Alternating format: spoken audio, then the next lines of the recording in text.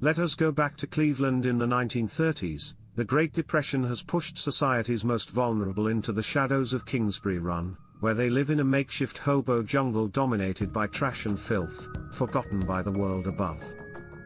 Into this darkness stepped a predator who understood that the perfect victim is someone no one will miss. He didn't just kill, he erased people, turning them into anonymous body parts scattered across the city. The killer moved through this urban wasteland like he owned it, always one step ahead of investigators, even bold enough to leave 2 torsos within sight of Eliot Ness's office window. This predator had chosen his territory with deadly precision. The perfect hunting ground. Kingsbury Run stretched from the flats near Lake Erie to East 90th Street, cutting across Cleveland like an open wound that the city preferred to forget. This maze of rail lines, ravines, and abandoned shelters formed a hidden network where transients vanished and bodies remained unseen. Railroad tracks crisscrossed the area in twisted patterns, creating natural barriers that divided the space into hidden pockets perfect for concealment. But here's the twisted part: this wasn't random. Someone deliberately chose this location, understanding that victims here would never be missed or even reported. The Great Depression had turned Kingsbury Run into a dumping ground for society's unwanted. Hundreds of transients drifted through makeshift camps, sleeping in cardboard shacks and abandoned buildings. These people existed outside normal society. No one kept track of their names. No one counted how many arrived each day or noticed when they disappeared. The killer exploited this chaos with calculating precision. In a place where people appeared and disappeared daily, a few missing faces would blend into the background like morning fog. Consider the brutal mathematics of it: when your potential victims are already invisible to the world, their absence creates no ripples, no investigations, no search parties. The killer had found a population that police couldn't monitor even if they wanted to. Adding to this perfect storm was the area's proximity to Cleveland's notorious roaring 3rd Precinct, where bars and brothels created another layer of society's forgotten. The transient population mixed with drifters from this underworld, creating an even larger pool of potential victims who lived beyond the reach of normal social networks. The geography itself seemed designed for disposal. Secluded gullies wound through the area like natural burial grounds, hidden from the main roads and railroad lines. Abandoned industrial buildings dotted the landscape, their broken windows and crumbling walls offering perfect concealment for gruesome work. But what made this location truly perfect was the constant movement. Freight trains rumbled through day and night, carrying cargo and stowaways in equal measure. The sound of these trains created a wall of noise that could mask any disturbance. The transient population that rode these rails walked straight into the predator's territory, seeking work, food, or shelter. This wasn't just opportunistic hunting, this was strategic planning. The killer had studied his hunting ground like a master strategist, understanding every advantage it offered.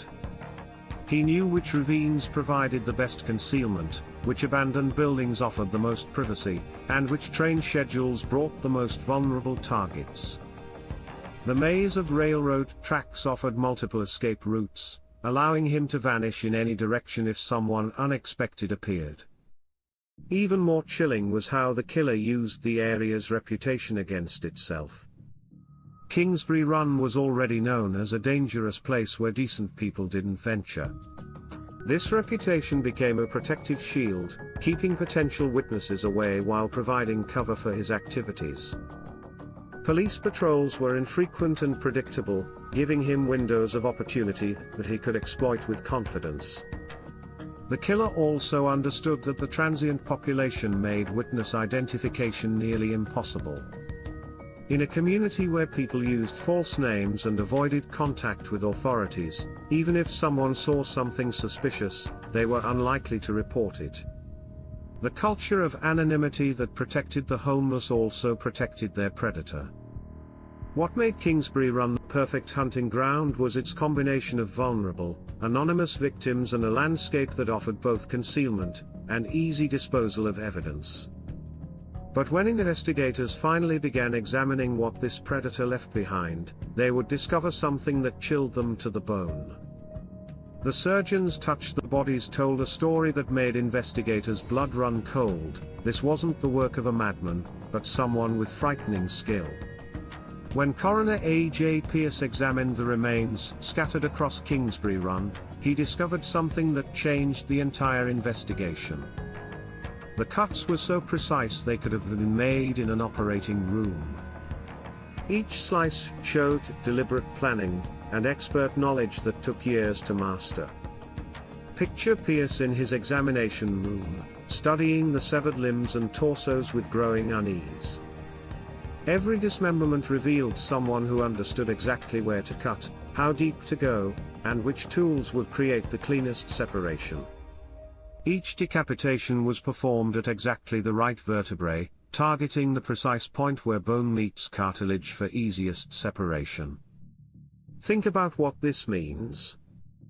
Most people wouldn't know where to find this spot, let alone have the steady hands and proper tools needed to cut through it cleanly. Here's where things get really disturbing. The bodies showed no signs of struggle during dismemberment, meaning victims were likely unconscious or dead when the cutting began. This detail revealed another layer of medical expertise. The killer understood how to render victims helpless before beginning his gruesome work, suggesting knowledge of drugs, anatomy, or surgical procedures that could incapacitate someone quickly and quietly. In one case, with victim number 3, the killer waited for rigor mortis before disarticulation, illustrating evolving methodical skill. But what made investigators' skin crawl was the evidence of surgical instruments. Some cuts appeared to be made with medical tools, not common knives or axes that typical killers might use. The edges were too clean, too professional. Imagine the killer working in some hidden location, using scalpels and bone saws with the same precision a surgeon would use to save lives, except he was erasing them instead. This precision extended far beyond the actual killing. Body parts were arranged in ways that suggested the killer understood how decomposition would affect identification. He knew which parts would decay fastest, which bones would survive longest, and how weather and insects would change the evidence over time. Consider the chilling case of the tattooed man. Despite having 6 distinctive tattoos that were carefully charted and displayed at the 1936 Great Lakes Exposition, he remained unidentified. The killer's cold professionalism had turned even unique identifying marks into useless clues. Consider this chilling possibility: someone trained to heal was using that same knowledge to destroy. The clinical nature of these murders pointed to someone who viewed human bodies as objects to be dissected rather than people to be killed. There was no emotion in these cuts, no anger or passion. Just cold, methodical work performed by someone who had learned to separate feelings from flesh. Even more disturbing was how the killer's medical knowledge extended to victim selection and disposal. He understood which people were most likely to go unidentified, how long bodies could remain hidden before discovery, and exactly how much dismemberment was needed to prevent recognition. This wasn't just anatomical knowledge, it was forensic awareness that suggested someone familiar with how investigations worked. The surgical precision displayed by the killer convinced investigators they were hunting someone with extensive medical training, possibly a doctor or surgeon who had turned their healing knowledge into a tool for murder. Every cut, every arrangement, every disposal method screamed professional expertise. But this medical mastermind possessed another skill that would prove even more dangerous than his surgical abilities. The Phantom's game: he possessed an even deadlier talent, the ability to become completely invisible. How do you catch someone who seems to vanish into thin air after committing the most brutal crimes imaginable? Despite leaving 12 or more bodies scattered across Cleveland, the killer managed to avoid leaving any useful physical evidence, no fingerprints, no witnesses, no traces. Picture investigators arriving at crime scene after crime scene, finding perfectly dismembered remains but absolutely nothing that could lead them back to their phantom predator. Even more maddening, the killer seemed to taunt authorities by placing bodies in increasingly bold locations. In August 1938, 2 torsos appeared within full view of Eliot Ness's office, a deliberate act of provocation that sent a clear message: I can operate anywhere, anytime, and you can't stop me. This wasn't just murder, it was psychological warfare designed to show Cleveland's most famous detective that he was powerless against this invisible enemy. Here's where things get really disturbing. The timing of body discoveries suggested the killer was monitoring police movements, always staying one step ahead of investigations. Bodies appeared in locations that had been searched just days before, as if the killer knew exactly when and where police would look. This wasn't luck, this was someone who understood exactly how investigations worked and used that knowledge as a weapon. Crime scenes yielded perfect dismemberment but no forensic trace, an extraordinary feat in 1930s Cleveland. Most killers leave something behind, a thread, a drop of blood, a partial fingerprint. But this phantom predator understood forensic science better than the forensic scientists. He knew exactly what evidence to eliminate and how to make it disappear completely. The killer appeared to understand police procedures better than the police themselves, avoiding patterns that might create predictable patrol routes. While detectives tried to anticipate his next move, he was already 3 steps ahead, choosing locations and timing that made interception impossible. Bodies were often discovered days or weeks after death, giving the killer time to eliminate any evidence from the actual murder sites. By the time investigators found the remains, any useful clues had already been destroyed by weather, animals, or the killer's own cleanup efforts. This phantom predator seemed to move through the city like a ghost, striking without warning and disappearing without a trace. Witnesses never saw him coming or going. Neighbors never heard screams or disturbances. The killer had mastered the art of invisible murder, operating in a city of over 900,000 people without leaving a single person who could describe him. Consider this chilling possibility: what if the killer's success wasn't just about cleaning up evidence, but about never creating evidence in the first place? His meticulous planning suggests someone who understood exactly what investigators would analyze, how they would process crime scenes, and what techniques they would use to build a case. Each perfectly cleaned crime scene, each precisely timed body dump, each calculated taunt pointed to a level of planning that went far beyond ordinary criminal cunning. But the killer's most brilliant strategy wasn't just staying invisible, it was choosing victims who were already invisible to the world. The nameless dead victims became faceless statistics in the killer's twisted strategy, where the most horrifying element wasn't just murder, it was erasure. Out of at least 12 victims, police could only identify 2 through fingerprints and 1 through dental records, leaving the majority as nameless corpses. Edward Andrassy became the first victim officially linked to the torso murderer when his fingerprints matched police records. The 28-year-old frequented Cleveland's notorious Roaring Third District, an area filled with bars, brothels, and gambling dens. His decapitated and emasculated body near Kingsbury Run marked the beginning of a terror that would grip the city for years. Florence Polilio, a waitress and barmaid, became the 3rd confirmed victim after police identified her through fingerprints as well. Her remains were discovered meticulously wrapped in newspaper and packed in 2 half-bushel baskets near East 20th Street. The careful handling of her body parts revealed the killer's calculated approach to concealment. Rose Wallace was tentatively identified through dental records, though investigators couldn't make this identification definitive. Police found her skeletal remains in a burlap bag under the Lorraine Carnegie Bridge, but leads connected to her case went nowhere. This wasn't accidental. The killer specifically targeted people who wouldn't be missed, whose disappearances wouldn't trigger immediate investigations. Picture the brutal mathematics behind this selection process. The Great Depression had swelled Cleveland's transient population with thousands of people who existed outside normal society. These individuals moved through the city like ghosts, sleeping in makeshift camps and abandoned buildings.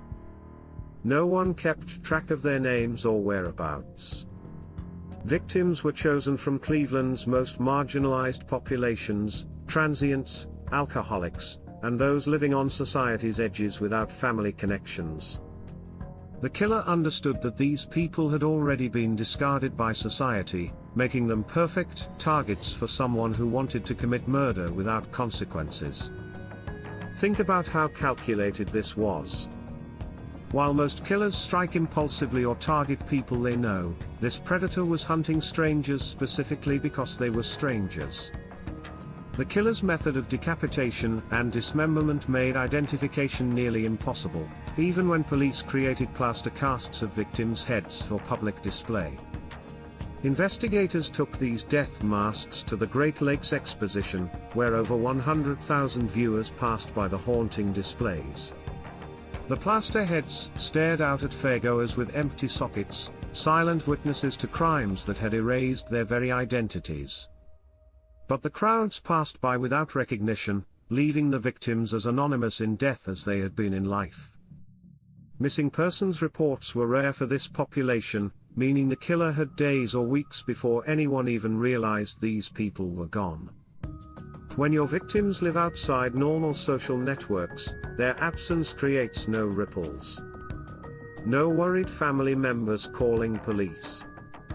No employers wondering why someone didn't show up for work. No landlords reporting unpaid rent. The killer had found a population that could vanish without anyone noticing. The anonymity of the victims created a perfect storm: no one to report them missing, no one to identify remains, and no one to pressure police for answers. This systematic targeting of the forgotten revealed a predator who understood that the perfect victim is someone society has already discarded. But as investigators studied the surgical precision and methodical planning behind these murders, they began to realize they needed to look for someone with very specific skills and access to this vulnerable population.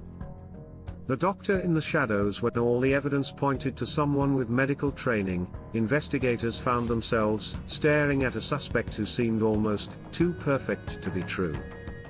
Dr. Francis E. Sweeney, a bohemian bricklayer's son who had risen to become a respected surgeon, lived just blocks away from Kingsbury Run, close enough to walk to the crime scenes in minutes. His surgical background gave him exactly the anatomical knowledge needed to perform those precise dismemberments that had baffled investigators for years. But what made Sweeney even more compelling was his access to Cleveland's most vulnerable population through his medical practice. Picture this scenario. A respected surgeon treats transients and homeless individuals who wander into his clinic seeking help for injuries or illness. These patients trust him completely, seeing him as their savior rather than their potential destroyer. He knows their names, their habits, where they sleep at night. More importantly, he understands which ones have family connections and which ones live completely alone. The perfect hunting ground had delivered the perfect predator. But here's where the case takes a strange turn. Despite intensive interrogation by Eliot Ness himself, no physical evidence could link Sweeney to the crimes. Ness and his team grilled the doctor for an entire week, pressing him with questions about his whereabouts during each murder, his medical instruments, his knowledge of the crime scenes. Sweeney answered every question but never gave investigators what they desperately needed: concrete proof. Think about how frustrating this must have been for Ness. Here was a suspect who fit every aspect of their profile. Sweeney had the medical knowledge, the geographic proximity, and even the psychological makeup that matched their killer. Yet he remained just out of reach of prosecution, protected by the absence of physical evidence that could place him at any crime scene. Most suspicious of all, the murders stopped abruptly after Sweeney committed himself to a sanatorium in late 1938. Picture the moment when investigators realized this connection.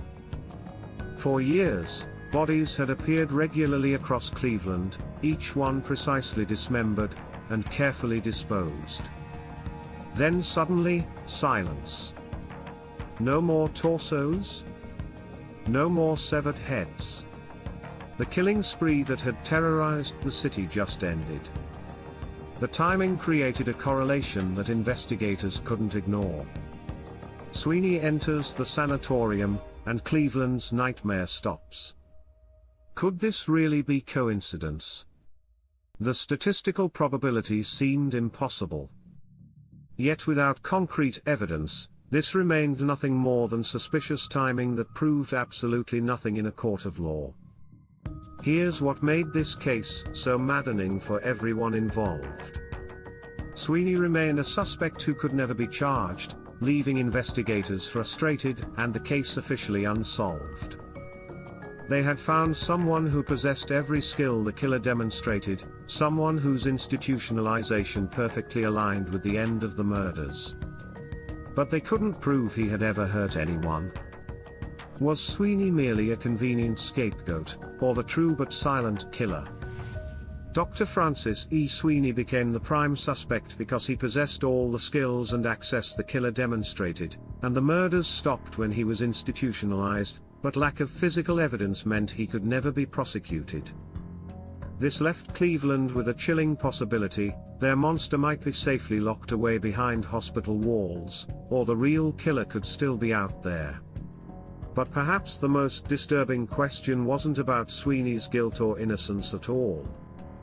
The hunter's advantage. The real question was whether this killer possessed advantages that made him nearly impossible to catch. The killer's success wasn't just about surgical skills or choosing the right victims, it was about understanding the entire system he was working against. Picture someone who didn't just know how to commit murder, but who understood exactly how police would respond to murder. Consider this disturbing possibility: what if the killer had inside knowledge of police procedures, investigation methods, or even specific details about the case? Think about how perfectly the killer avoided every trap. When police increased patrols in one area, bodies appeared somewhere else. When investigators developed new forensic techniques, the killer had already adapted his methods. This wasn't coincidence, this was someone who knew what was coming before it happened. The killer's ability to avoid detection suggests someone who understood not just medicine, but also police work, forensics, and criminal investigation. Most criminals make mistakes because they don't understand how investigations work. But this predator seemed to know exactly what evidence police would look for, which techniques they would use, and how they would process crime scenes. He stayed ahead of forensic science itself. Here's where things get really disturbing. This predator seemed to anticipate every move authorities would make, staying ahead of investigations with an uncanny grasp of police routines. When Eliot Ness organized massive searches of Kingsbury Run, no evidence turned up. When police set up surveillance on likely dumping sites, the killer found new locations. It was as if someone was whispering investigation plans directly into the murderer's ear. But what if that's exactly what was happening? The 1937 Torso Clinic brought together experts like Ness, Coroner Pierce, and psychiatrist David Cowles to profile the killer, yet their combined expertise still couldn't catch him. This suggests the killer possessed inside knowledge that even this elite team couldn't overcome. Could the killer have been someone with connections to law enforcement, the medical community, or city government who used their position to avoid capture? Only someone at the crossroads of medicine, law enforcement, and city government could wield such information. The systematic nature of the crimes and the killer's ability to operate undetected for years suggests planning and knowledge that went far beyond medical training. This wasn't just someone who understood human anatomy, this was someone who understood human systems. Police systems. Legal systems. Political systems. The killer knew exactly how Cleveland worked and used that knowledge as a weapon. Now, consider this chilling alternative. What if the killer's position in Cleveland's professional community gave him protection beyond just inside information? What if people in power knew who he was but couldn't or wouldn't stop him? This might explain why Dr. Sweeney was never prosecuted despite fitting the profile perfectly. Sometimes the most dangerous predators are the ones society protects. Think about the brazen placement of those two torsos within view of Eliot Ness's office window. This wasn't just taunting, this was a demonstration of power. The killer was showing Ness that he could operate anywhere, even under the detective's nose. This chilling possibility means Cleveland's torso murderer might have been hiding in plain sight all along. While police searched the shadows for a monster, the real predator may have been sitting in boardrooms, walking hospital corridors, or even attending police briefings about his own crimes. Adding to this mystery, official records were lost or destroyed over the decades, leaving the killer's identity shrouded in permanent darkness. The urban hunter who stalked Cleveland's forgotten had mastered every advantage, medical expertise, tactical planning, and knowledge that went beyond ordinary criminal thinking. He found society's invisible people and turned their anonymity into his weapon. Every precise cut revealed surgical training. Every calculated disposal showed someone who understood exactly how investigations worked. This predator had chosen his territory and victims with deadly precision, creating the perfect storm of criminal cunning. Today, modern science offers new hope for the nameless victims. In 2024, the DNA Project and Cuyahoga County Medical Examiner began exhuming two victims, the tattooed man and victim number 6, using advanced genetic genealogy to build family trees and identify potential relatives. While the killer's identity remains buried in Cleveland's dark past, perhaps these forgotten souls may finally have their names restored. What's your theory about Cleveland's phantom predator? Share your thoughts in the comments below, and don't forget to subscribe for more cold cases that continue to baffle investigators decades later.